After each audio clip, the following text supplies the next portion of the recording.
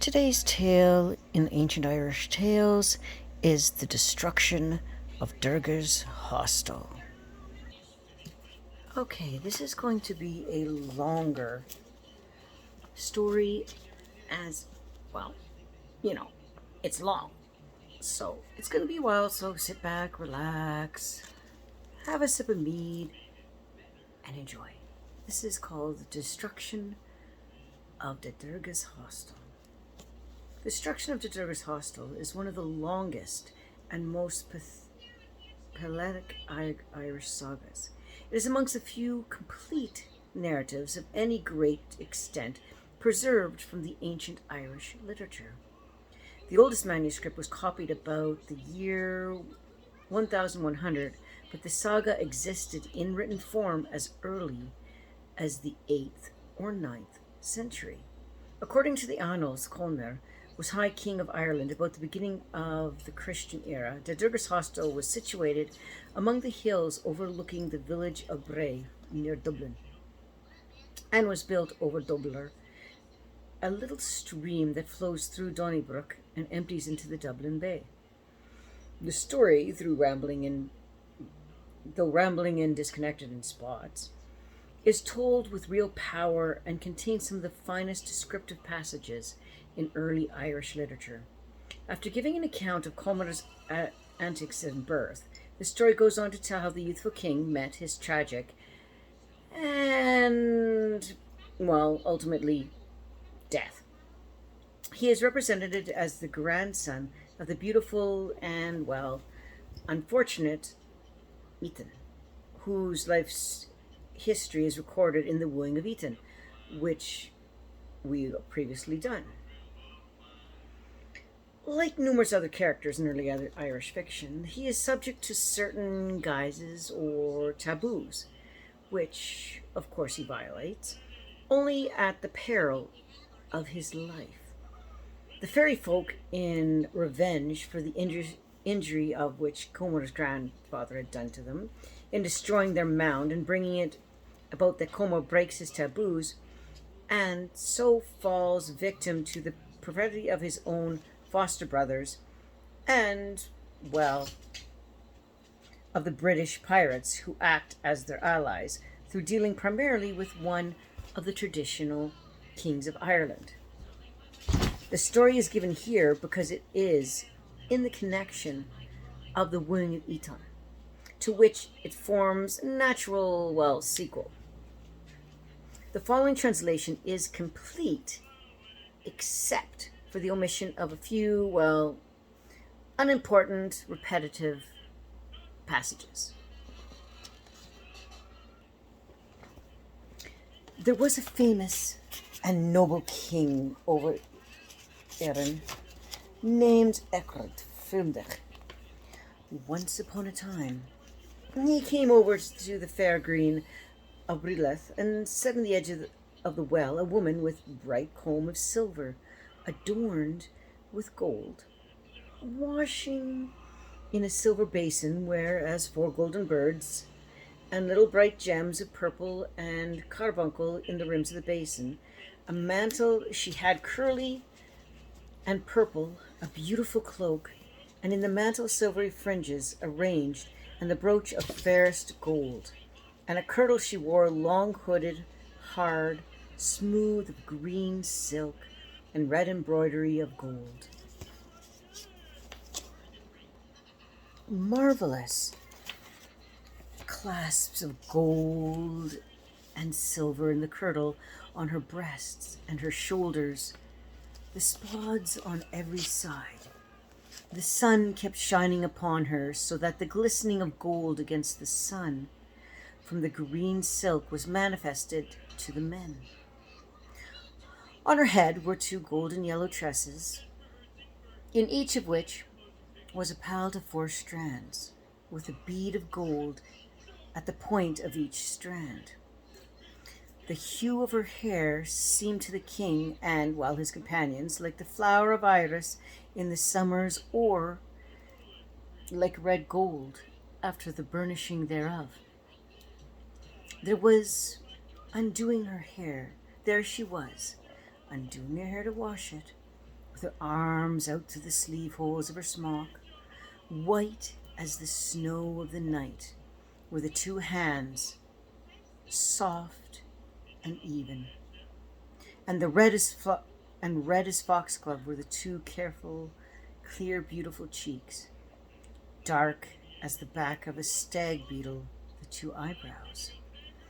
Like a shower of petals were the teeth in her head. Blue as the hibberthic were her eyes, and red as rowan berries. The lips, very high, smooth and soft, shining shoulders, clear white and long fingers. Long were the hands, white as foam of the wave was the flank. Slender, long, tender, smooth, soft as wool. Polished and warm, sleek and white were the two thighs, round and small, hard and white were the two knees, short and white, the rule straight, the two shins. Justly straight and beautiful the two heels. If a measure were put on the feet, it would hardly have found them unequal. The bright radiance of the moon was in her noble face. A loftiness of pride in her smooth eyebrows, the light of wooing in each of her regal eyes, a dimple of delight in each of her cheeks, and, with variation in them, one time purple spots with redness of a calf's blood, and another within the bright leisure of snow. Soft, womanly, dignity in her voice, a step suddenly slow she had, a queenly gait was hers. Worthy of the world's woman, 'twas she was the darkest and loveliest just that the eyes of men had ever beheld. It seemed to King Achrad, and while his followers there are all till compared with Ethan dear, are all till compared with Eden. A longing for her straightway seized the king. So he sent forth a man of his people to detain her. The king asked tidings of her, and said, while announcing himself, "Shall I have an hour of dalliance with thee? 'Tis for that we have come hither under the safeguard," she said. "Whence art thou? Whence shalt thou come?" asked Echard. "Easy to say," answered she. "Eton I am, daughter of Ether, king of Echard. I have been here 20 years, since I was born in a fairy mound. The men of the fairy mound, both kings and nobles, have been wooing me. But naught was gotten me, because ever since I was able to speak, I have loved thee, and given thee child's love for high tales about thee and thy splendor. And although I've never seen thee, I knew thee at once from thy description. It is thou, then, I have found. No, seeking of an ill friend afar shall be thine," said Echard. "Thou shalt have welcome, and for 3 every other woman shall be left by me. And with thee alone I will live so long as thou hast honor. Pay me with proper bride price," she said, "and afterwards grant my wish. Thou shalt have both." The value of 7 bondsmaids was given to her, and she became Echard's wife.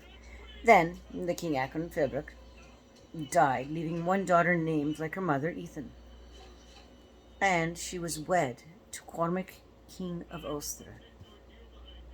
After the end of the time, Cormac, king of Ulster, the man of 3 gifts, forsook Echard's daughter because she was barren save for one daughter that she had bore to Cormac after making of that portage with her mother, the woman from the ferryman's gave her. Then she said to her mother, "Bad is what thou hast given me. It will be a daughter that I shall bear." "That will not be good," said her mother. "The king's purist will be on her." Then Cormac again wed his wife, even Ethan, and this was his desire, that a daughter of a woman who had been adorned i.e. his own daughter, should be killed. So, Cormac would not leave the girl to her mother to be nursed. Then his two thralls took her to a pit, and she smiled and laughed and smiled at them as they were putting her in it. Then their kindly nature came to them. They carried her from the calf shed of the cowherds of Aesir, the great grandson of Ir, king of Tara, and then fostered her until she became good in bardness, and there was not in Ireland a king's daughter dearer than she. A fenced house of wickerwork was made by the thralls for her, without any door, but only a window and a skylight. King Echther's folk espied that house, and supposed that it was food and the cowherds kept there. But one of them went and looked through the skylight and saw in the house the dearest, most beautiful maiden. And this was told to the king, and straightway he sent his people to wreck the house and carry her off without asking the cowherds.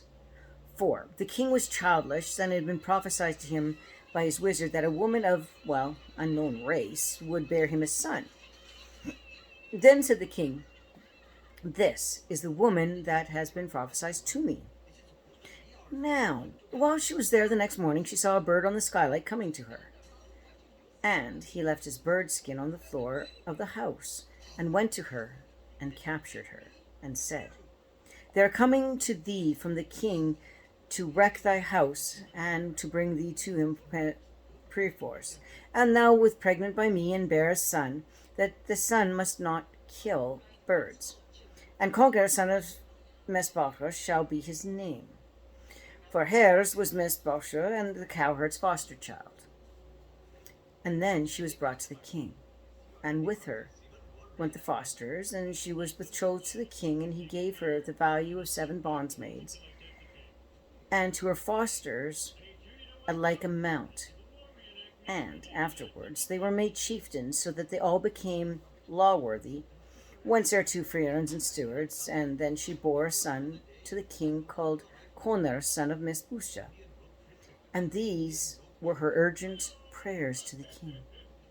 The nursing of her son among the 3 households, that is, the fosterers who had nurtured her, and May Honeywords, and herself the 3rd, she said such men of Erin should wish to daunt, for this boy gave securities of these 3 households for the boy's protection.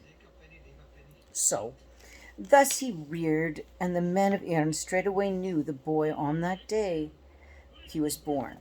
And the other boys were fostered with him, to wit, Fila and Firgra and Feron, 3 sons of Dondis and the champion.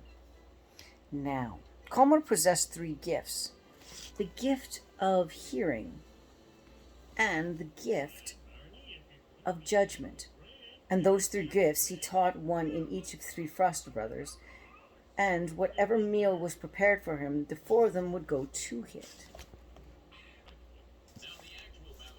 Even though 3 meals were prepared for him, each of them would go to his meal. The same remnant and armor and color of horses had the 4. The king Isser died, and the bull feast was prepared by the men of Ir in order to determine their future king. That is, a bull was killed by them, and therefore while men ate his full and drank its broth, and a smell of truth was chanted over him in his bed, whomever he would cease in his sleep would be king. And the sleeper would perish if, he uttered a falsehood. 4 men in chariots were on the plain of Liffey. At their game, Comer himself and the 3 foster brothers. Then his fosters went to him and summoned him to the bull feast. The bull feaster in his sleep, at the end of the night, he had beheld a man stark naked passing along the road to Tara, where a stone in his sling. "I will go in the morning after you," said Comer. He left his foster bearers and their game, and turned his chariot and the charioteer, and fared to Dublin. There he was great. There he saw great white speckled bird, usually the size and color and beauty, pressured them until the horses were tired. The birds would go spear cast before him, and he would not go any further. He lighted, took his sling out of his chariot, and went after them. He reached the sea. The birds betook themselves on the wave, and he went after them and overcame them. The birds quite their bird skin and turned upon him with spears. One of them protected him and addressed him, saying, I am Nigun, king of thy father's birds, and thou hast been forbidden to cast at birds, for there is not one that should not be dear to thee because his father or mother. Till today, said Comer, I knew not of this. Go to Tara tonight, said Nigun. 'Tis fattest for thee. A bull feast is there, and though it should be king, a man stark naked, who shall go at the end of the night along one of the roads of Tara, having a stone in his sling, 'tis he that shall be king. So Conor fared forth naked, and on each of the 4 roads whereby men go into Tara there were 3 kings awaiting him. And they ramoned for him, and had been foretold that he would come stark naked. And he was seen from the road on which his fosters were, and they put the royal raiment about him, and placed him on his chariot, and took sureties. The folk of Tara said to him, It seems to us that our bull feast and our spell of truth are failure. If it only be a young beardless lad that we have visioned therein, that is not of the moment, said he, for a young generous king like me to be in kinship is no disgrace, since taking of Tara's sureties is mine by right of father and grandsire. Excellent, excellent, said the host, and they set the kinship of Erin upon him. And he said, I will take counsel of wise men, that I myself may be wise. He uttered all this, and he taught the birdmen at the sea, and he said to him, Thy reign will be subject to restriction, but thy bird reign will be noble, and these shall be thy taboos. Thou shalt not go right-hand ways around Tara, and left-hand ways around Magberg. The evil beasts of Kona must not be hunted by thee. And thou shalt not go out every 9th night beyond Tara. Thou shalt not sleep in a house from which firelight is manifested outside after sunset, and in which a light is manifested from without, and the red shall not go before the red's house. And no rapine shall be wrought in thy reign. And after every sunset a company of 1 woman or men shall not enter the house in which thou art. And thou shalt not settle the quarrel of thy 2 thralls. Those are very important to the story.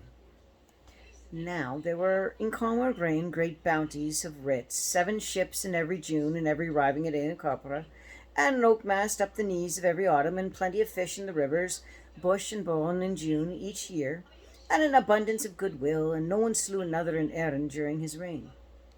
And to every one in Erin, his fellows' voices seemed as sweet as the strings of lutes. From mid-spring to mid-autumn, with no wind disturbance of a cow's tail, his reign was neither thunderous nor stormy. Now his foster brothers murmured at the taking him of their fathers' and their grandsires' gifts, namely theft and robbery, and slaughter of men of rapine. They thrived the 3 thieves, and the same man the swine and ox and cow every year, that they might see what punishment therefore the king would inflict upon them, and what damage the thief in his reign would cause to the king. Every year the farmer would come to the king and complain that the king would send to him, Go thus and address Dondera's 3 sons, for it is they that have taken thy beasts. Whenever he went to speak to them, they would almost kill him, and he would not return to the king, at least Colmar should aid his hurt. Since then, pride and wilfulness possessed them, and they took to mandering and surrounding by the sons of lords of the men of Iran. Thrice 50 men had the pupils from whom werewolves were destroying the province of Korkrak, until men Moshe slaughtered and slew them. I'd never seen that before. He fled in fright, and they had heard him, pressured him. And the swineherd shouted that the people of Mans come to him, and thrice 50 men were arrested along with their auxiliaries and taken to Tara. They consulted the king concerning the matter, and he said, "Let each father slay his son, but let my foster brothers be spared." Let be? Let be, said everyone. "You shall be obeyed. But mind you," said he, "there is no lightening of life in the judgment I have delivered. The men shall not be hanged. But let veterans go with them in banishment, and they will wreak their rapine on the men of Scotland and Britain." Thus they did. And they put to sea most of the men of King of Britain, and Ecgfrith the one-eyed grandson of Cormac, thrice 50 men, and the veterans they met upon the sea. They made an alliance, and went to Ecgfrith rapine with them. This was the destruction which Ecgfrith did of his own will. On the certain night of his mother and father, even the 7 brothers had been bidden to the house of the king in his district. All of them were destroyed by Intril in a single night. Then the Irish pirates put out to sea in the land of Erin to inflict equal destruction upon their own people as payment for what with Ingir had been entitled from them. In Cormac's reign there was perfect peace in Erin. Say that in Thomond there was a battle between 2 cobras, 2 foster brothers as his were they, and till Cormac came it was impossible to make peace between them. It was a taboo of his to go separate them before they had appealed to him. He went, however, although to do so was one of his taboos, he made peace between them. He remained 5 nights with each of the 2. That was also a taboo of his. After settling the quarrel, he was traveling to Tara. The way he took to Tara was past Orthos in Metha, and he saw a raiding from the east and west, from the north and south. And he saw war bands and hosts and men stark naked, and the land of southern O'Neills was a cloud of fire upon him. "What is this?" asked Cotter. "Easy to say," his people answered. "Easy to know that the king's law has broken down therein, since the country has began to burn." "Whither shall we betake ourselves?" "To the northeast," said his people. And then they went right ways around Tara, and left-hand wise around Magbow, and the evil beasts of Carn were hunted by him. But he saw it not until the chase ended. They that made the world, that smoky magic of mist, were fairy folk. That they did so because Corma's taboo had been violated. Great fear then fell upon Cormac, because he had no way to go save upon the road to Monder and the road of Corus, so he took their way by the coast of Ireland southwards. Then he saw Cormac on the road to Cura. Then said Cormac on the road to Corum, to Kulu, "Where shall we go tonight?" "By my word, my fosterling Cormac," said Makid, son of Sador Tisrin and champion of the Korah, son of Israel, "it is more unusual that the men of Iran should now contend for thee every night, than thou shouldst wander about for a guest house." "Judgment goes with the good times," said Komar. "I had a friend in this country. If only we knew the way to his house." "What's his name?" asked MacNeich. "The Derga, 2 reds, of Leinster," answered Komar. "He came to me and seeked the gift from me, and he did not meet refusal. I gave him 200 cows of the drove, and I gave him 100 flattened swine. I gave him 100 mantles made of clothes cloth. I gave him 100 blue cloth weapons of battle. I gave him 10 red gilded brooches. I gave him 10 vats of mead, good and brown. In other words, the good shit. I gave him 10 thralls, I gave him 10 nags, I gave him thrice 9 hounds, all white in their silver chains. I gave him 100 racehorses. There was no abandonment in his case, though. He should come again, and then he on his part to me a return. It will be strange as he was surely to me tonight when I reached his abode. I am acquainted with his house, said McNeek. The road whereupon thou is going is the boundary of his abode. It continues till he enters his house. For though the house passes the road, there are 7 doorways into his house, and 7 rooms between every doorways. There is only one doorway covering, and that cover is turned to every doorway which the wind blows.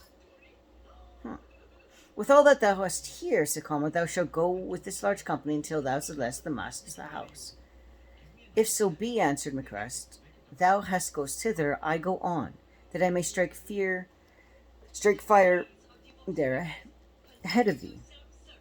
When Comer, after his journeying along the road of Kalu, he marks before him 3 horsemen riding towards the house. 3 red folks had they, and 3 red mantles, and 3 red buccaneers. They bore, and 3 red spears in their hands. 3 red steeds they bestowed, and 3 red heads of hair were upon them.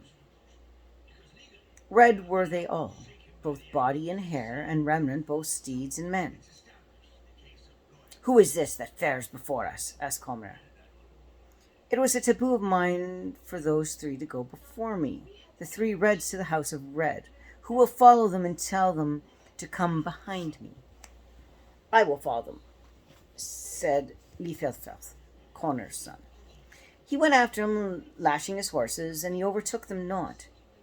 There was a length of spear cast between them, but he did not gain upon them, nor did he gain. They did not gain upon him, and he did not gain upon them. He told them not to go before the king. He overtook them not, but one of the 3 men sang a lay over his shoulders. Lo, my son, great the news from the hostel. Lo, my son, and they went away from him then.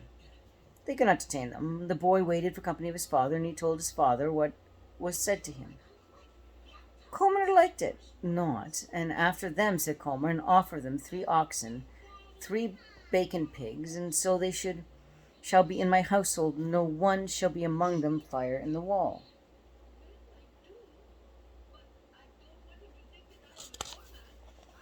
So they laid and went after him, and offered them that, and they overtook them not. But one of the 3 men sang a lay to him over his shoulder. Lo, my son, great the news, the generous king, great awaits thee, burn thee. Thou ancient men, enchantments in a company of 9 yards. Lo, my son. The boy turned back and repeated the lay to Comer. Go after them, said Comer.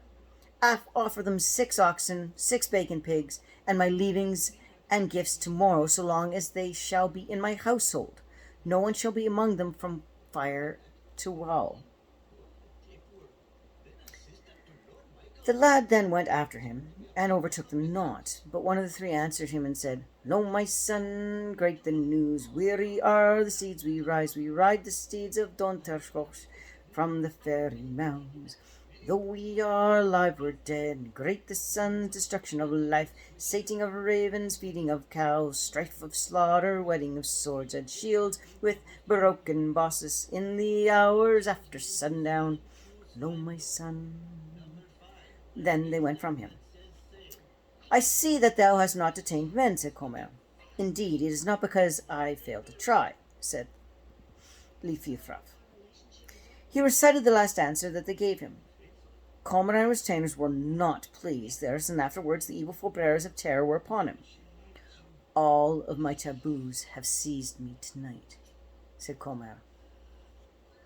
Since those 3 reds were the fairy folk, the 3 reds went into the house and took their seats therein, and fastened the red seats to the door of the house, that the foreigner of the 3 reds in the hostel of the Derga. Then, as Comer was going to Derga's hostel, A man with black cropped hair, with one hand and one eye and one foot, overtook him. Rough cropped hair was upon him, whose sackful of wild apples were flung on his crown. Not an apple would fall to the ground, but each of them would stick on his hair. Through his snout were flung on a branch they would remain together.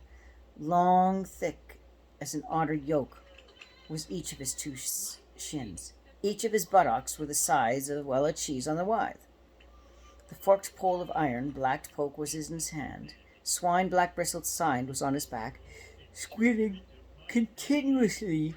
And, well, a woman, big mouthed, huge, dark, ugly, hideous, was behind him. Though her snout was flung on a branch, and the branch would support it, her lower lip would reach her knee. She started forward to meet Connor, and made him welcome. Welcome to thee, O Master Comer. Long hast thou been coming hither been known. Who gives the welcome? Asked Connor. Thircalli here, with his black swine, and thee consume, that thou wilt not be fasting tonight. For 'tis thou art the best king that has come into the world. What is the wife's name? Asked Comer. Chulu, he answered. Any other night, said Como, that pleases you, I will come to you. But leave us alone tonight. Nay, said the crow, for we will go to thee in the place wherein thou wilt be tonight, a fair little master Konya. So the crow went towards the house, with his great big mouthed wife behind him, and his swine-shorn bristled black thing squealing continually on his back. That was one of Connor's taboos, that that plunder should be taken in Ireland during his reign was another taboo of his. Now plunder was taken by the sons of Dondessa. The 500 there were in the body of the Miranders, besides what underlings were with them. This too was a taboo of Connor's. There was a good warrior in the north country, weighing over withered sticks. This was his name. Why he was so called was because he used to go over the opponent every whim, and would go over withered sticks.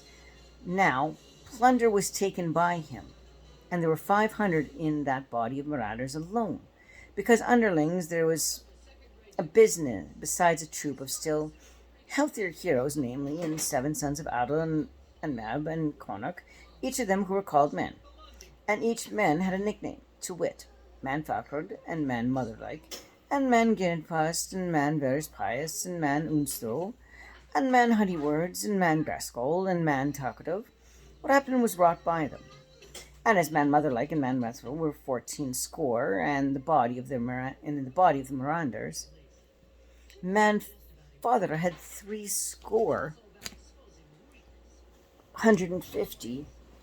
Man Honeywords had 500. Man Gassed them along had 700. Man Talkative had 700.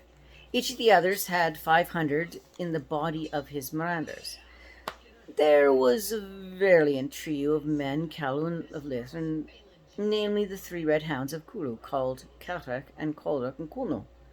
Now, rapine was wrought by them, and 12 score were in his body of Miranders, and a troop of madmen. In Comer's reign, a third of the men of Ireland were Miranders. He was of significant strength and power to drive them out of the land of Erin, so as to transfer the Mirandering to Britain. But after this transfer they returned to their country.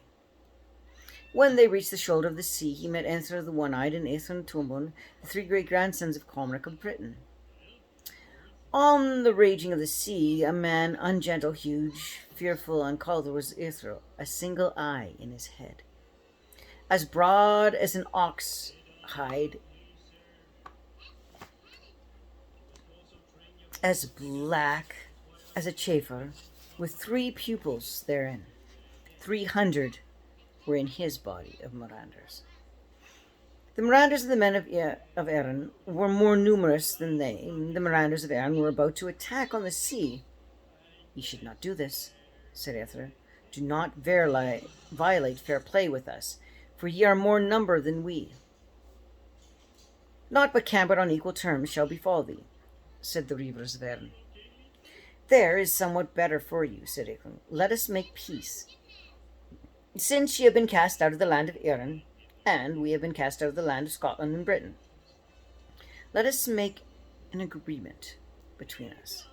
Come ye and walk and wreck your rapping in my country, and I'll go with you and wreck rapping in your country. They followed this counsel, and they gave pillages therefore on one side and the other. These are the sureties that were given to Aethra by the men of Erin, namely Fergus and Gobret or Fairlie and Ferros, for the destruction that Aethra should choose to cause in Ireland, and for the destruction of the sons of Dondessa should choose to cause in Scotland and Britain. A lot was cast upon them to see which they should go first.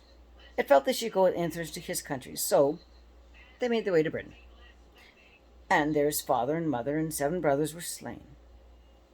As we've said before, they made the Scotland and wrought destruction and returned to Erin. It was just at that time that Colnir, son of Aethra, went to the wards, the hostel of the Derga along the road of Kukra. 'Tis then that the rivers came, and they were at the sea of the coasts of Beg, over against Hostel. Then said the ravers, strike the sails and make one band of you on the sea, that they may not be sighted from the land. And let some light foot be found among you, to go to shore and see if we could save our honor with Ingso. That is a destruction in exchange for destruction he has given us. Who will go on the shore to act as spy? Let someone go, said Ingso, who should have their gifts, namely the gift of hearing, gift of sight, and gift of judgment. I, said Main Honeywords. I have the gift of hearing, and I, Main Usul, have the gift of fair sight and of judgment. 'Tis well for you to go thus, said the Raveners. Good as that plan. Then 9 men went, until they were on the hill of Horworth, to discover what they might hear and see. Be still a while, said Main Honeyworth. What is that? Asked Main also. The sound of cavalry under a king I hear. By the gift of fair sight I see, said Comrade. What seest thou there? I see there, said he, cavalry splendid, lofty, beautiful, warlike, somewhat slender, weary, active, keen, wetted velvet, a good course that shakes the giant covering of the land. They fair might be heightened with wondrous waters and estuaries. What are the waters and heights of the estuaries that they have traversed? Easy to say. Ethan called cotton meffert amat, infet fallon goskeren grey spears over the chariots, ivory-hilted swords on thighs, silver shields above their eyebrows, half wheels and half horses, garments on every color of them. Therefore, I see before them special horses. Thrice 50 dark grey steeds. Small-headed are they, red-nosed, pointed, broad-hooved, big-nosed, red-chested, fat, easily stopped, easy-yoked, battle-numb, keen, wetted verb, with their thrice 50 brides of red enamel upon them. I swear by what my tribe swears, said the men of long sight. These are the steeds of some good lord. This is my judgment thereof. It is Comro, son of Esso, with magnitudes of men of Erin around him, who is traveling the road. Back then they went to tell Raveners. This, they said, is what we have heard and seen. Of this host, then, there is a magnitude of both this side, and on that, namely, thrice 50 boats, and 5,000 in them, and 1,000 in every 1,000. Then they hoisted the sails on the boats and steered them thrice from the shore, till they landed on the strand of Ferroth. Just at that time when the boats reached the land, then it was Matrix striking fire into Derga's hostel. At the sound of the spark, thrice 50 boats were hurled out so that they were on the shoulders of the sea. "Be silent a while," said Aethra. "Liken thou that, O Fir Rogan?" "I know not," answered Fir Rogan, "unless it be Lemkin, the satirist of Emmecha, who makes a hand smithing of food is taken pers, and a stream of lethren in Tara Locho, or Mekra striking spark when he kindles a fire before the king of Erin. When he sleeps, every spark and every shower with his fire would let fall on the floor and boil 100 calves and 100 pigs. May the gods not bring Comra there tonight," said Dom Dursa's sons and Comra forebears. "Sad that he is under the hurt of foes." "It seems to me," said Ever, "it should be no sadder for me than the destruction I give you. It is a feast for me that Comer should chance to come there." Their feet were steered to land. The noise that thrice 50 vessels made in the running ashore shook the Derga's hostel, so that no spear nor shield remained on its rank therein. But the weapons uttered a cry and fell on the floor of the house. "Liken thou that, O Cobras," said everyone. "What is this noise? I know nothing like this, unless it be the earth that has broken, or Leviathan that surrounds the globe and strikes it with its tail to overturn the world, or the ships of the sons of Dondosa that have reached the shore. Alas, that it should not be they who are here, beloved forebearers, for our own were they. Dear were the champions, we should not have feared them tonight." Then came Conra out upon the green of the hostel. When Makar heard the Tramar's noise, it seemed to him that warriors had attacked his people. Thereupon he leapt into his armor to help them. Vast as his thunder feet, and 300 did they dream his act in leaping of his weapons. Thereof there was no profit. Now, in the bow of the ship wherein Dundur's sons was champion and great accounted, wrath and line, and heard an awful Ethrith the one-eyed, great-grandson of Cormac Macar, wide as an ox hide, was still a single eye protruding from his forehead, with 7 pupils therein, which were black as a Schaefer, each of his knees as big as a stripper's cauldron. Each of his 2 fists was the size of a reaping basket. His buttocks as big as a cheese on a withe, each of his shins as long as an outer yoke. So after that, thrice 50 boats and those 5,000s and 10 hundreds and every 1,000 landed at the strand of Firgoth. Then Commodus's people entered the hostel, and each took their seat within, both taboo and non-taboo. And the 3 Reds took their seats, and Firkarth with his swine took his seats.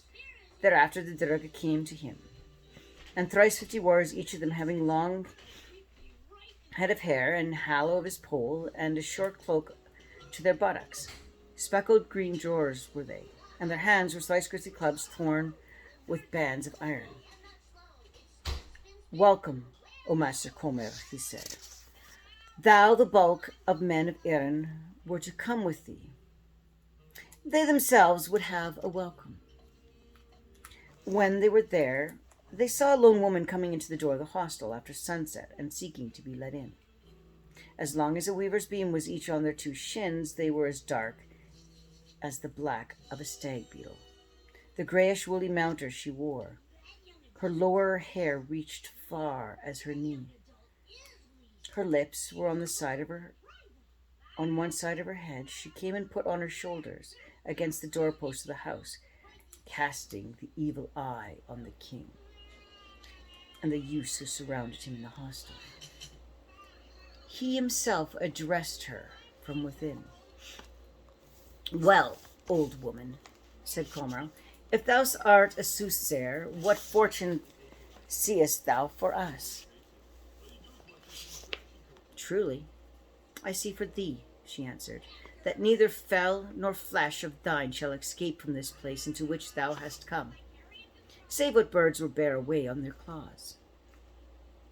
It was not thy omen we forbade it, O woman, he said. It is not thou that always augurs from us. What is thy name, O woman? Tell, she said. That is not much of a name, said Comer. Lo, many are my names besides. What are they? Said Comer. Easy to say, quoted she. Salmon, simmered, etc. On one foot holding up a hand, she breathed one breath and sang all of them from the door of the house. I swear by the gods whom I adore, said Comer, that I will call thee by none of these names, whether I shall be here long or short time. What dost thou desire?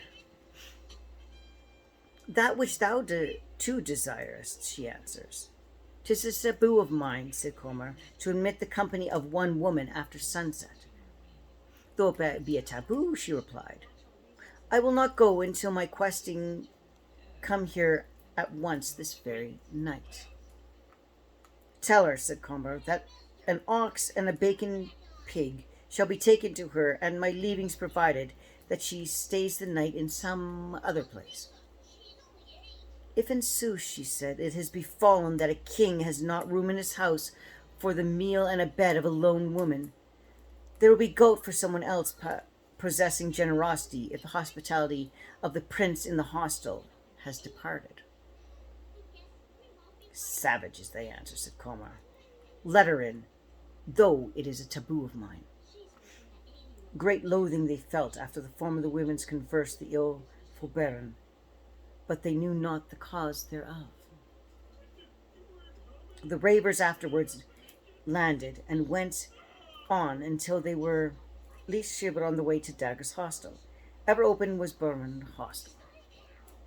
Great was the fire which kindled by Comer every night. That the Torcali, or of the wood, 7 outlets it had. When a log was taken out of its side, every flame that used to come forth at each outlet was as big as a blaze of burning ossuary. There were 17 of Comer's chariots at every door of the house, and by the robbers of the vessels who were looking on, that great light was clearly seen. Though the wheels of the chariots, cast thou say, O Rogan, said Aethra, what the great light yonder resembles. I cannot liken it to anything, answered Ferogan, unless it be the fire for a king. May gods not bring that man here tonight. 'Tis a pity to destroy him. Wait then, deemest thou? What then deemest thou, said of that man's reign in the land of Iran? Good is his reign, replied Fibro, since he is her assumed kinship, not a cloud veiled the sun, and for space of a day, and from the middle spring of the maiden of autumn, and not a dewdrop has fallen from the grass till midday, and the wind would not touch the cow's tail until noon. And in his raid from year's end to year's end, no wolf has attacked anything, save one bull calf of each bear, and to maintain his rule there are 7 wolves in hostageship at the side wall in his house. And behind this further secretary is the Moloch, and Tessie spent pleads from him at the Connor's house. In Connor's reign there are 3 crowns on Iran, namely a crown of corn, ears, and a crown of flowers, and a crown of oak mast, and his reign too each man deems another voice, and melodious as the strings of lutes. Because of the excellence of the law and the peace of the goodwill prevailing throughout Iran, may gods not bring that man here tonight. 'Tis sad to destroy him. 'Tis a branch through the blossom. 'Tis a swine that falls before mass. 'Tis an infant in age. Sad is the shortness of his life. That was my good luck, said Indra, and then he should be here, and there should be one destruction for another. His destruction is no more grievous than me, than my father and mother, and my 7 brothers, and the king of my country, whom I gave up to you before coming on this exchange of the reprint. 'Tis true, said the evildoers, who were along with the British marauders. The robbers made start from the strand of Ferber, and brought the stone of each man to make a cairn. But this was the distinction which at the first Venus made between a destruction, and a root. A pillar stone they used to plant where there would be a root. A cairn, however, they used to make where there would be a destruction. At this time they'd made a cairn, for it was a destruction. Far from the house was this, that they might not be heard or seen their form. For two causes they built a cairn. First, and this was a custom in Mirandon, and second, they might find out their losses at the hostel. Every one would come safe from that, would take his stone from the cairn. Thus the stones of those that were slain would be left, and thus they would know their losses. And thus the men with skilled story recount that for every stone on the cairn Luther there was one of his revers killed at the hostel. From Cairn Lochlan O'Kelly's country is named, a boar of fire. It was kindled of the sons of Dondesta to give warning to Conner. So that was the first warning beacon that was made to Erin. And from it was the day every warning the beacon was kindled. This as recounts that it was on the eve of Simonius the destruction of the hostel was wrought, and that from the beacon and the beacon of Simonius followed, the stones were placed on Simonius in the Simonius fire. And then the reavers held council and the place where they had put the cairn.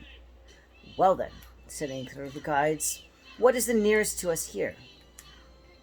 Easy to say. The hostel of the Derga, chief hospitaller of Erin. Good men indeed, said Ethel. We're likely to seek their follows at the hostel tonight. Thus then was the council of Ravers to send one of them to see how things were there. We will go there to espy the house. Who should go? But I for this should am entitled to dues. Anchor went and recounted to the hostel, with one of 7 pupils and single eye, that he should on his forehead befit his eye into the house, in order to destroy the king and warriors who were round him within, as they saw them then through the wheels of the chariots. Then, as it proceeded from the house, he hurried it after the perceived. He went till he reached the Ravers in the place wherein they were. Each circle of them was around another to hear the tidings. The chiefs of Ravengers begged at the very clever circles. They were Firgor and Firgal and Firogor and Firogan and Loma and Buffoon and Israel the One-Eyed, 6 in the center of the circles, and Firog questioned Israel. How is it, O Israel? Asked Firog. However it may be, answered Israel, royal is the behavior. Hostful is the tumult, and kingly is the noise thereof. Whether a king is there or not, I will take the house for what I have a right to. Thence my return to you dispressions comes. We have left it in thy hands, O Ingro, said Connor's foster brothers, but we should not wreak destruction till we know who may be present in the hostel. Question thou has examined the house well, O Ascaro. My eye cast a rapid glance around it, and I'll accept it for my dues as it stands. Thou mayest will accept it, O Ursus of Sephalbron. The foster father of us all is there. Erin's over-king, Comer, son of Israel. Question what sawest thou in the champion's high seat of the house facing the king on the opposite side? The room of Comer Colnos. I saw there, said Inkthra, a man of noble countenance, large with the clear sparkling eye and ever-set teeth, and the face narrow, below the board above, fair flaxen golden hair upon him, and a proper fillet around it, a brooch of silver in his mantle, and in his hand a gold-hilted sword, a shield of 5 golden circles upon it, and a 5-barred javelin in his hand.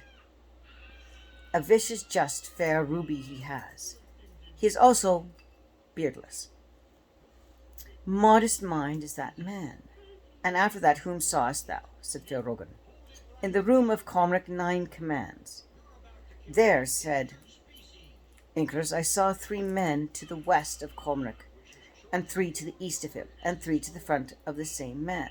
Thus was deemed that the 9 of them had 1 mother and 1 father. They are the same age, equally good and equally beautiful alike. Greenish mantles they wore, thin rods of gold in their mantles, curved shields of bronze they bore, ruby javelins above them, an ivory hilted sword in their hand of each. A unique feat that they had wit each other takes his sword and point them between two fingers, and they twirled the swords round the fingers, and the swords afterwards extended themselves by themselves. Larken thou that, Philrogan said he through. Easy. For me to liken them is to Cormac's son Cormac Collins, the hero behind a shield in the land of Erin. A modest mind is that boy, evil is what he dreads tonight. He is a champion of valor for feats of arms, and he is the hospitaller for householding. There are 9 whom surround him, and 3 Dungeness, and 3 Durguls, and 3 Dargas, and 9 comrades of Cormac Conor, son of Comberer. They have never slain men on the account of their mystery. They have never spared them on the account of their prosperity. Good is a hero who is among them, that even Cormac's, I swear what my tribe swears, 9 times 10 will fall by Cormac in one of his first onset, and the 9 times 10 will fall by his people. Besides a man for each of their weapons, and a man for each of themselves, and Cormac will share prowess with any man before the hostel. And he would boast victory over a king, or crown priest, or, noble ravenders, and he himself will chance escape through all his people wounded. The room of the Picts. And whom sawest thou next? Said Philrogan. I saw another room there with a huge trio in it. 3 brown, big men. 3 round heads on them, and equally long at the nape and forehead. 3 short black cowls upon them, reaching to their elbows. Long hoods were on their cowls. 3 black huge swords they had, and 3 black shields they bore, with 3 dark, broad green javelins above them. Thick is the spit of the cauldron, was the shaft of each. Unlike thou, thus, O Philrogan. Hard it is for me to find their like. I know not that from the trio, unless it's trio of Pickland, who went into exile from their country and now in Comer's household. These are the names: Donrus, son of Turbot, Turbot, son of Luclos, and Corus, son of Farich. And the 3 who are best in Pickland are taking arms are that trio. 9 times 10 will fall at their hands in the first encounter, and a man will fall for each of their weapons besides one in each themselves, and they shall prowess in every tree in the hospital. They will boast victory over the king or chief and robbers, and they will afterwards escape, though wounded. Woe to them who shall wreak the destruction, though it be only on account of those 3. And whom sawest thou afterwards? The room of the pipers. There, said Incthor, I beheld a room of 9 men in it. Hair fell yellow was on them, and they equally handsome. Mantles sparkled with the colour they wore, and above them were 9 bagpipes, 4 tuned, ornamented. Enough light in place were the ornaments on those 4 tuned pipes. Liken thou, O Philrogan. Easy for me to liken them. Those are the 9 pipers that come from Corner out of the fairy mound, out of the breg, because of the noble tales about him. These are their names: Bind, Robin, Robert, Sib, Dib, Donsker, Uman, Kono, Kanmach. They're all the best pipers in the world. 9 times 9 will fall before them, and a man for each of their weapons, and a man for themselves. And each of them will boast of victory over the king or chief of the robbers. And they will escape from the destruction, for the conflict of them will be conflict with the shadow. They will slay, but they will not be slain, for they are not out of the fairy mound. Woe to him shall wreak the destruction, for they will become of those 9. And after that, whom sawest there, Philrogan? The room of Corr Marjumdol. There I saw a room with 1 man in it, rough cropped hair upon him. The sack of crab apples should be flung upon his head. Not one of them fell to the floor, but every apple would stick to his hair. His fleecy mantle was over him in his house. Every coral therein was about set or in bed comes. In his distinction, should a needle drop in his house, 'tis a fall would be heard when he speaks. Above him hung a huge black tree, like a mail shaft with paddles, and a cape of spike, likened though thus him Oferog. Easy for me to say this. Tutor of Ulster is he, steward of Corr's household. 'Tis needful and hearken the destruction that a man who rules a seat in his bed at foot of each. 'Tis this household staff that above him that a man will fight with you. I swear what my tribe swears, and the deed destruction slain by him will be more numerous than the living. Thrice his number will fall by him, and he himself will fall there. Woe to him who shall wreak destruction. What sawest thou thereafter? Said Felrogan. The room of Makit Comner's champion. Therefore I beheld another room with a trio in it. 3 half-furious nobles, the biggest of them in the middle was very noisy, rock-bearded, angry, smitting, dealing among blows, who beats 900 in the battle conflict. A wooden shield, dark covered with iron, he bears, with a hard rim, a shield whereupon would fit a proper litter of 4 troops, 10 weaklings, a boss therein, and a cauldron fit to cook 4 oxen. A hallow maw and a great boiling, with 4 swine in its mid-maw. At the 2 smooth sides were the 5 sturdy boats fit for the parties, and 10 in each, and 2 strong fleets. A spear he has, blue-red, handled fitted of a strong shaft. It stretches along the wall on the roof, and rests on the ground. An iron point to it, dark red, dripping 4 armly measured feet between the 2 points of its edge. 30 ample measured feet in its deadly striking sword from dark point up to iron hilt.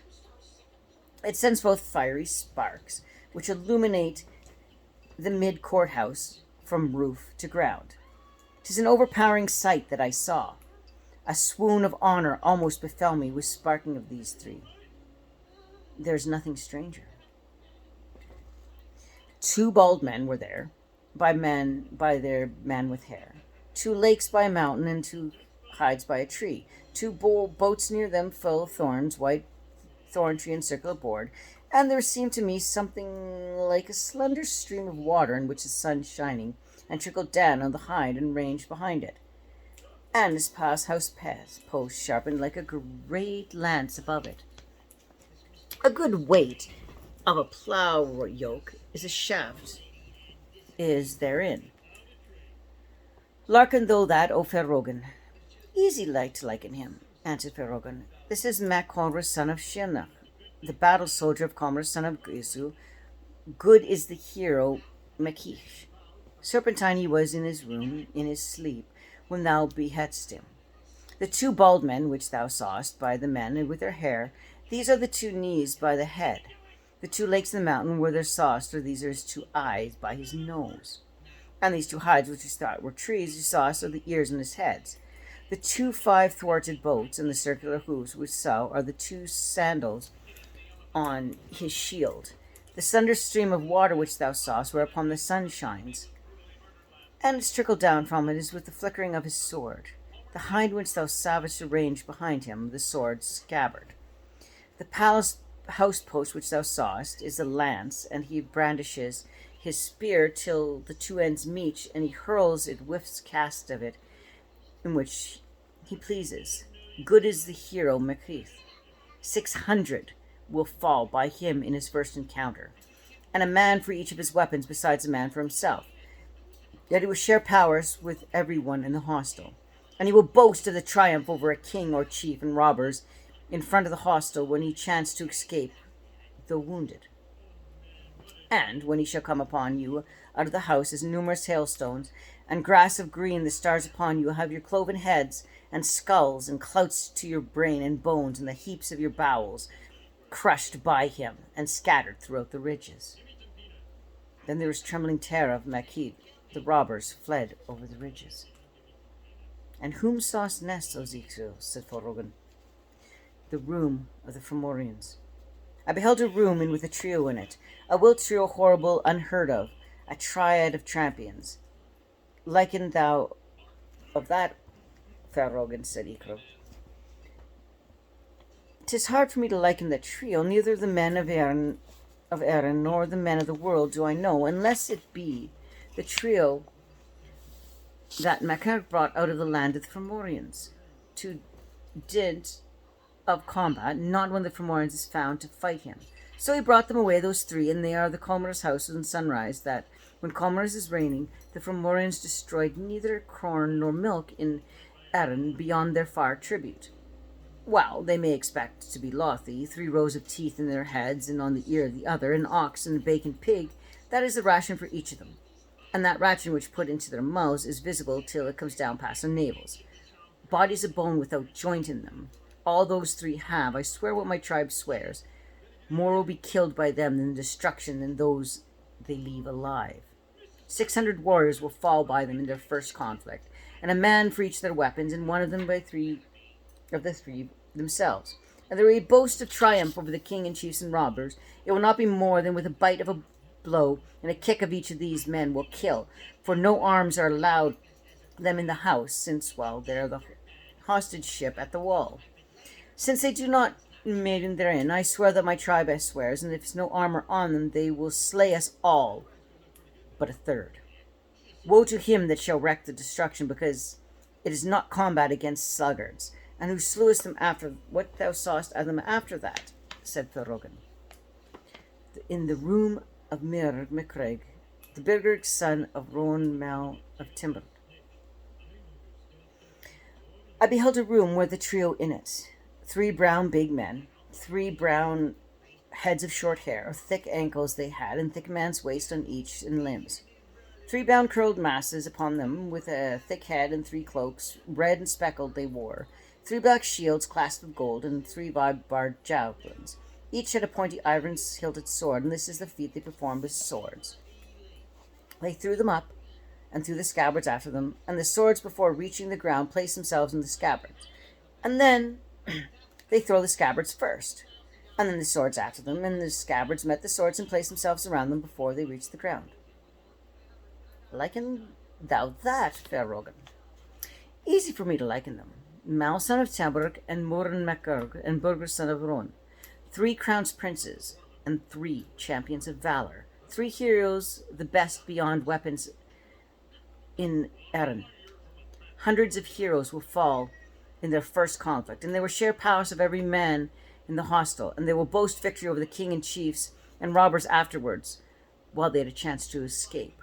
The destruction should be wrought, even because of those 3. After that, what whom sawest thou? Said Thorogan. The room of Comer himself. There I beheld a room of most beautiful decorated than the other rooms in the house, a silver curtain around it, and there were ornaments in the room. I beheld a trio in it. The outer 2 of them were both of them fair, and with their hair eyelashes, and they were brought with a snow. Very lovely bush and cheek in wis of twain, and tinder lay around the midst between them. The ardor energy of a king he has, the counsel of a sage, the mantle I saw around him, even the mist of Mayday, diverse and huge semblance of each moment soon upon it. Lovir was in hue of the other, and front of him was a mantle. I beheld a wheel of gold which reached his chin and navel. The colour of his hair was that skein of smelten gold. Of all the world's forms I ever beheld, this was the most beautiful. I saw his golden hilt of his sword beside him. The forearm's length of the sword was outside of the scabbard. The part was so bright that a man down in it front should not see the flash-warm shadow of the sword, sweeter and melodious surrounding the sword than the melodious sound of a golden pipes that accompany the music in this place. Now the young warrior was asleep with his feet on his lap of one of the 2 men, and his head in the lap of his other. Likened him thou, Ferox, and Aethel. Easy for me to liken him, said Thorogan. No conflict without a king. This. He is the most splendid and noble, the most beautiful and mighty king that come into the whole world. He is the mightiest and gentlest and the most perfect king that has come to it, and is the Conir, son of Istro. 'Tis he is the high king of all Erin. There is no deficit in that man, whether in form, shape, or vesture, whether the size and fitness of proportion, whether in eye or hair brightness, whether in wisdom or skill or eloquence, whether in weapon or dress or appearance, whether in the splendor of abundance and dignity, whether the knowledge of valor or kindred.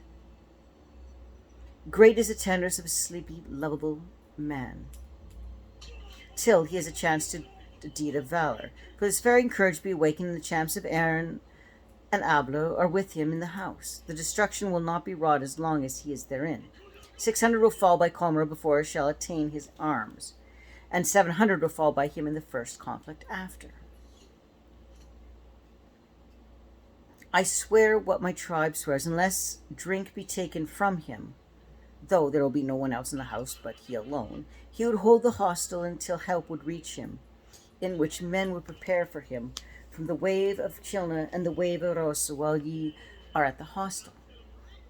9 doors there are in the house, and at each door 100 warriors will fall by his hand. Then, when everyone in the house was caused to play his weapon, 'tis then he will resort to a deed of arms. And if his chance to come upon you in the house is numerous as hailstones and grass on the green, where halves of your head and your cloven skulls and your bones under the edge of his sword. 'Tis my opinion that he will not chance to get out of the house. Dear to him and 2 that are with him in the room, his 2 fosterers, Dirus and Snipe. Twice 50 warriors have fallen before each of them in front of the hostel, and farther afoot of him inside that they will fall. And Feororgan, woe to him who shall wreak destruction, were it only because of the pair in the prince that is between them, the high king of Erin, Conor son of Isser, said that when the quenching of his reign, that Loma the buffoon son of Dondur, and after that, who sawest thou there? Said Feororgan. The room of Tirsin the juggler. There, said Isser, I behold a great champion. In front of the same room, on the same of the house, the same blandness is on him. White as the mountain cotton grass, each hair that grows through his head. Earrings of gold around his ears, and a mantle speckled colored he wore. 9 swords on his hand, and 9 silvan shields, and 9 apples of gold. He throws each of them upwards, and while none of them falls to the ground, and there's only one of them on his palm. Each of them rising and falling past another like it's a movement, to and fro, bees on the day of beauty. When he was the swiftest, I beheld him at the feet, and I looked in the company and uttered a cry. About him and his implements were all on the house floor. Then the prince, who was in his house, said to the juggler, We have been together since thou wast a little boy, and till tonight thy juggling never failed thee. Alas, alas, fair master Comer, good cause have I. A keen, angry eye looked at me. A man with third of a pupil, which sees the going of 9 bands. Not much to him is that keen, wishful sight. Battles are fought with it, he said. It should be known till doomsday that there is evil in the front of the hostel. After that, whom sawest thou? Said Feororgan. In the room of Shissus and Domric and Gor son of Lochum. I beheld a room in the next, said the 3 chief champions in their first greyness, and therein, as thick as a man and waist of each in limbs, there were the black swords, each as long as a weaver's beam. Their swords would split the hair on water. The great lance in his hand, and the mildest man with 50 rivets through it. The shaft therein is good load for a yoke of ploughty. The master man brandishes the lance, so that its edge studs hardly stay therein, and he strikes the shaft thrice against his palm. There is a great boulder in front of them, as big as a calf's cauldron, and therein the black honorable liquid, and he plunges the lance into that black liquid. And he quenches it, be delayed, and flames in the shaft of thou wildest suppose there is a fiery dragon in the top of the house. Like in that, O Feororgan? Easy to say. 3 heroes who are best grasping weapons in Aran, namely Skasha the beautiful, son of Erin and Domsha, Confra of Ulster, and Gobra son of Lunster, and the spear of Lewin of Gosser MacArthur, which was found in battle of Martorg, and it is in the hand of Dobertolfer of Ulster. That feat is usual for what this ripeth pour forth foeman's blood. A cauldron full of poison is needed to quench it when its deed of manslaying is expected. Unless this comes to the lance, its flames and the heft will go through the bear and master the palace wherein.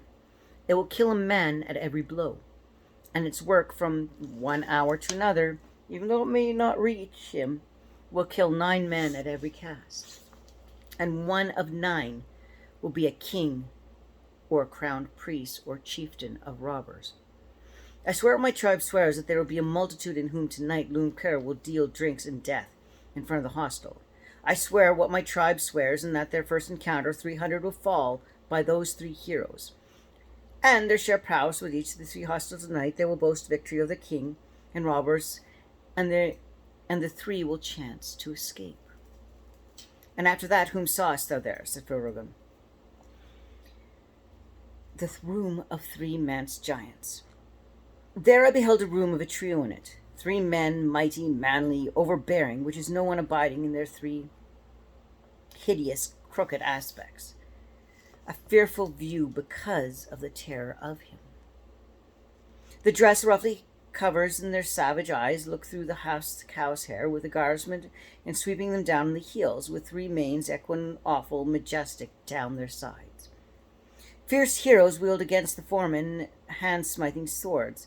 A blow they give, which 3 iron fails, having 7 chains triple twisted edged, with 7 iron knobs at the end of every chain, each of them as heavy as an ingot of 10 smeltings. 3 big brown men, dark equine, black mask upon them, reach their 2 heels, 2 good thirds of ox-tide, and a girdle around each waist, and each quarter round clasp the closed in the men's thigh. A raiment that is round them, a hairy coast goes to them. Thrushes of their back manes were outspurred, and a long staff of iron, as long as the thick of an outer yoke, was in each man's hand, and an iron chain out of every club, and the end of every chain an iron pestle, and as long as the thick as the middle yoke. They stand in sadness in the house. And enough is the horror of their aspect, there is no one in the house that would be avoiding them. Liken thou that, O Ferogan. Ferogan was silent. Hard for me to liken them. I know none of such world. They might be a trio of giants to whom Cuchulainn gave quarter and burgrament of the men of Ferga, the Isle of Man. When they were in the quarter they killed 50 warriors, but Cuchulainn could not let them be slain because of his wordness. Those are the names of the 3, Scotland son of Dorberg, Cormac Keenmerg, and Firsin son of Skate. Cormac brought them from Cuchulainn, so that they along with him 300 would fall by them in the first encounter. They were to pass and pass every 3 in the hostel, and then come forth upon you. And the fragments of you will be fit to go through the sleeve of Cornkin. From when they were destroyed, the falls of Loin, woe to him shall wreak the destruction, for they only on account of these 3 fellows. After that, who sawest thou there? Said Ferogan. The room of the Derga.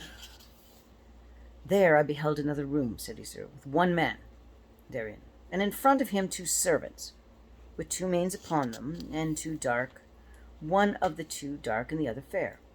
Red hair on the warrior, and red eyebrows. 2 ruby cheeks he had, and an eye very blue and beautiful. For he wore a green cloak and shirt and white hood and red ensers in his hand, and was a sword of hilt of ivory. And he supplied attendants for every room in his house with ale and food and quick footing, and served the whole host. Likened to that, Ferogan. Oh, I know these men. The chief one is the Derga. 'Tis by him that the hostel was built, and since it was built, its doors have never been shut, save on the side of which the wind comes. The opening is closed against it, and has since begun housekeeping. His cauldron was never taken from a fire, and has been boiling food for the men of Erin. The pair before him, these 2 youth, are his fosterlings, 2 sons of the king of Leinster, namely Mechras and Cober. 3 tens will fall, and that trio in front of the house, and they'll boast a victory of the king and chieftains. After this, they will chance to escape from it. And after that, whom sawest there, said Firugan? The room of the three champions from the fairy mounds.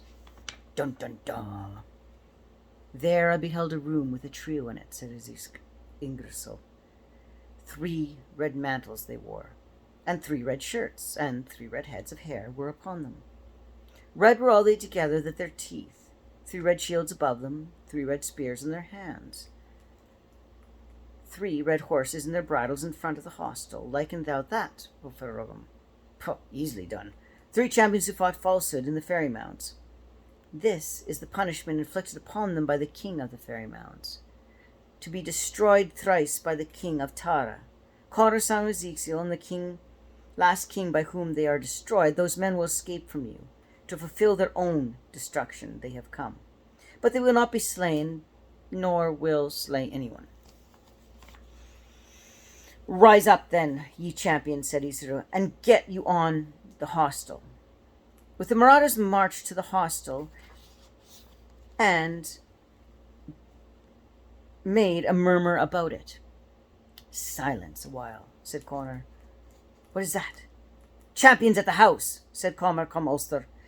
There are warriors, 4 of them here, said Comar. They will be needed tonight, said Comar rejoined. Then went Lomar to Buffoon before the host and robbers into the hostel. The doorkeeper struck off his head. Then the head thrice flung into the hostel and thrice cast about it. Then Comer himself saddled out of the hostel together with some of his people. And they fought with the hosts of robbers, and 600 fell by Comer before he could get to his arms. Then the hostel was thrice set on fire, and thrice put out by the other side. And it was found that the destruction would never have been wrought had they not used his weapon been taken of Comer. Therefore Comer went to seek his arms. And he donned his battle dress, and fell playing his weapons on the marauders, together with the band he had, and then after getting his arms, 600 fell by him in his first encounter. After this the Ravengers were routed. I have told you, said Fergrogan, son of Dedurso, that if the champions of men of the Erin and Albert attack Comer on this night, the destruction will not be wrought, unless Conor's fury and valor will be quelled. Short will his time be, said the wizards along with the robbers. This was the quarreling they brought. The greatest thrice seized them. Therefore Comer entered the house and asked for drink. A drink to me, O Master Macaros, said Comer. Says MacKirk, it's not the office that I have fulfilled for thee, to give you a drink. There are waiters and cupbearers who bring drink to thee. I command I have hithered from them thee to protect thee when the champions of the men of Erin and Alba may be attacking thee around the hostel. Thou wouldst go safe from them, and no spear shall enter thy body. Ask a drink of thy waiters and the cupbearers. Then Comer asked a drink of his waiters and cupbearers who were in the house. In the first place, there is none. All the liquids that had been in the house have been spilt on the fires. The cupbearers found no drink for him, and the river Dodra and the river Dra had flowed in the house. Comer again asked for a drink. A drink to me, O Foster, O MacKirk. 'Tis equal of me in death shall I be the champions of valor and the men of Erin who were at the house, whether they cared to protect the king or seek drink from him. Comer answered in this house, the cruel and deemed the choice offered, and afterwards he had always feud with MacKirk. Leave the defence of the king to us, said Conall, and thou go seek the drink for thee as it is demanded. So then MacKirk fared forth to seek a drink, and he took Comer's son Lefirth under his armpit, and Comer a golden cup with an ox and bone pig, and a bacon pig would be boiled, and he bore his shield on his 2 spear, and the sword he carried, and cauldron spit and spit of iron. He burst forth upon the marauders in front of the hostel, and he dealt them 9 blows with his own iron spit, and every blow 9 robbers fell. And he made a slopping feat and shield and edged feet of the sword about his head, and delivered a hostile attack upon them. 600 fell in his first encounter. After cutting down hundreds, he went through the band outside, the doings of the folk of the hostel, and this was here he examined presently. How but then that is long related to his weariness in mind, his confusion of senses, 'tis tedious of hers, 'tis superficiency of narration to go over the same thing twice. But the folk of the hostel came forth in order, and fought their combatants with the robbers, and fell by him, as Verrogen and Lompton and Buffoon had said in Ingrid to Writ, that the folk of every room would sally forth and deliver their combat after that escape, so that none were left in the hospital in Connor's company, save Colno and Shethra and Dilbrach. Now, from that moment under the greatness of contest when Conrad had fought, his giant dueleth, and thrice attacked him, he is perished in consuming fever, for he got not his drink. So when the king died, those three sailed out of the hostel, and delivered a cunning deed of reaving on the marauders, and fared forth to the hostel, and wounded, broken, and maimed. As for Macheath, however, he went his way till he reached the well of Carser, the source of the river Dobro, which is near him in the district of Carlu, but the water he found there not therein, full of his cup. That is, Colden's golden cup, which is brought in his hand before morning, had gone round to the chiefs rivers of Erne, to Rit, to Brush, to Bron, to Nibber, to Lewis, to Shannon, to Surgus, to Gormas, Thimer, find wreaths there, and in them he found not the full cup of water. Before morning he travelled to the chief lakes of Erin, Loch Derg, Loch Lomond, Loch Fergus, Loch Mosk, Loch Cobber, Loch Ligger, Loch Cunnen, Loch Niger, Loch Morrick, and of water he found not there in his cup. He went his way till he reached Olin Grand on Mag Alley. It could not hide itself from him, so he brought there out a full his cup, and his boy fell under his covering. After this he went on and reached the Derga's hospital before morning. When MacCreek went across the third ridge towards the house, there were two men striking off Colmer's head. Then MacCreek struck off the head of one of the two men who beheaded Colmer, and the other man was fleeing with the king's head. A pillar stone chanced to be under MacAr's feet in the floor of the hospital. He hurled it at the man who had Colmer's head and drove it through his spine, so that his back broke. After this, MacAr beheaded him. MacCreek then split his cup of water into Gorr's gut and neck. He then said Colmer's head after the water and began to put his neck and gullet.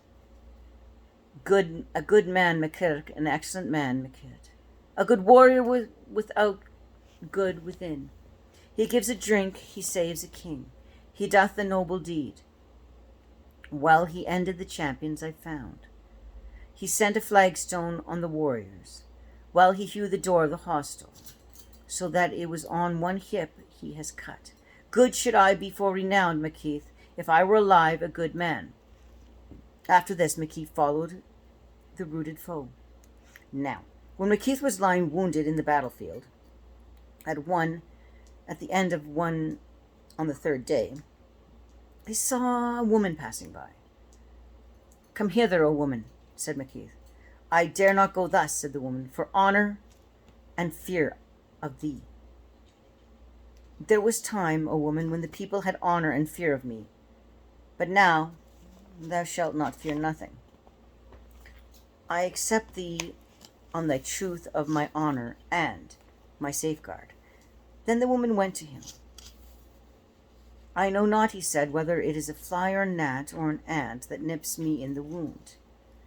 It was really hairy wolf that was there, and far two shoulders the wound. Then the woman seized it by the tail and dragged it out of the wound, and the full of its jaws out of him.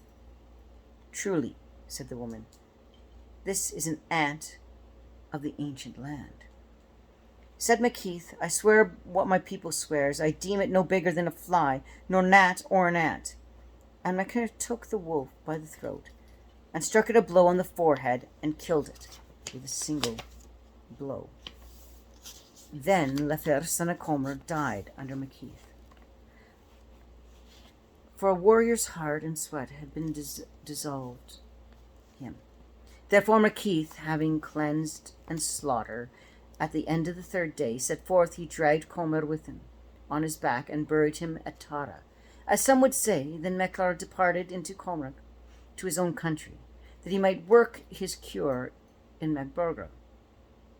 Wherefore the name calves in the plain of Makir's misery and Magburger.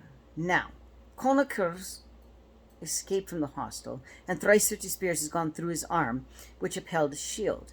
He fared forth and reached his father's house, when half of his shield in his hands, and his sword, and fragments of his 2 swords. Then he found his father before the enclosures surrounding the stronghold in Tilton. "Swift are the wolves that have hunted thee, my son," said his father. "Is that what thou hast conflict against warrior?" The old hero, Connell, replied. "Hast thou news of the Derga's hostel?" asked Ermengarth. "Is thy lord alive?" "He is not alive," said Connell. "I swear by the gods whom the great tribes of Anther swear, this is a cowardly for a man who went there out alive, having left his lord with his foes in death." Then his father Comacoreth, "My wounds are not white, thou old hero." He showed him his shield arm, whereupon thrice 50 wounds showered him were inflicted upon him. The shield that guarded it is what saved it, but the right arm had been played upon as far as 2/3 thereof. Since that shield had not been guarding it, that arm was mangled and maimed and wounded and pierced, save that sinews kept the body without separation. "That arm fought tonight, my son," said Arwen. "True that thou hast, old hero. Many there are whom it gave drink of death tonight in front of the hostel. Now, as to the marauders, every one of them that escaped from that hostel went to the cairn which they had built on the night. Before last they brought there a stone of each man that did not mortally wounded, so is what is lost. So this is what they lost at the hostel, a man for every stone that is now Cairn Locha. That was the Derga's hostel. Hope you enjoyed it.